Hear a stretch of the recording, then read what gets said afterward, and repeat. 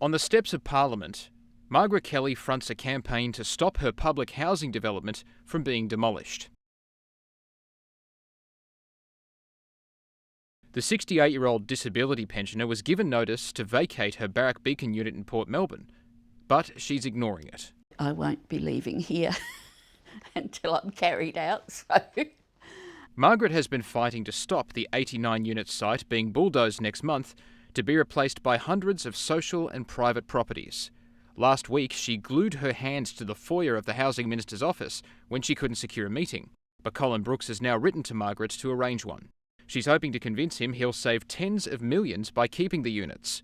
We have, with the help of a not-for-profit architect office, we have presented them with plans so that they can renovate these buildings. Most Victorians and Australians think that social housing, communal housing, affordable housing, inclusive housing is public housing.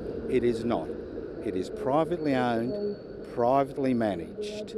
Former neighbour Jeannie Urseg moved out months ago, but is hoping to return with her daughter, who has autism. She can yell and scream a bit, but the neighbours heard her and they didn't mind. They were very understanding. Victoria's big housing build will add 12,000 homes to Victoria, many of them affordable social houses run by community providers.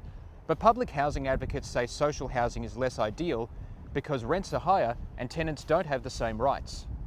In a statement, a government spokesperson said refurbishing to modern standards would be costly and would not address the fact the land is underutilised.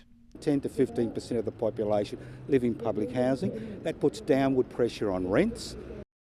As the battle for Barrack Beacon continues, Margaret's advocacy has once again raised an important question about the best way forward for affordable housing. Alexander Darling, ABC News.